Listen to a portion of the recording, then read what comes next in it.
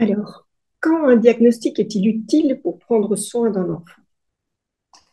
Alors d'abord, à quoi ça sert un diagnostic? Peut-être de manière immédiate à comprendre quelque chose.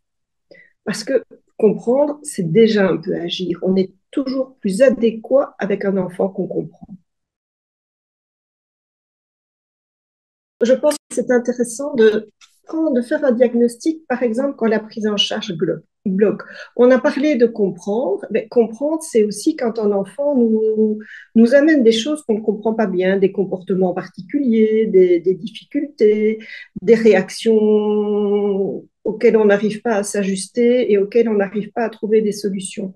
À ce moment-là, un diagnostic est intéressant et on peut s'en faire une représentation qui nous donnera une lisibilité de l'enfant et nous permettra de travailler avec lui.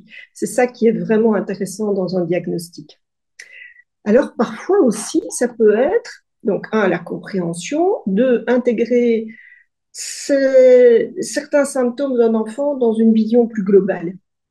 Parce que parfois on dit, bon, bah, il n'est pas très attentif et puis il a peur quand il y a des changements, enfin des choses comme ça, un peu diverses. Et peut-être c'est intéressant de se dire, mais au fond, est-ce que tout ça ne procède pas d'un même problème qu'on aurait intérêt à rassembler pour mieux accompagner cet enfant, pour mieux le percevoir et mieux dans le quotidien, savoir ce qu'on peut faire pour l'aider et puis dans un processus éducatif, savoir ce qu'on peut attendre de lui, savoir ce qu'on peut exiger de lui et les points sur lesquels on peut être plus indulgent.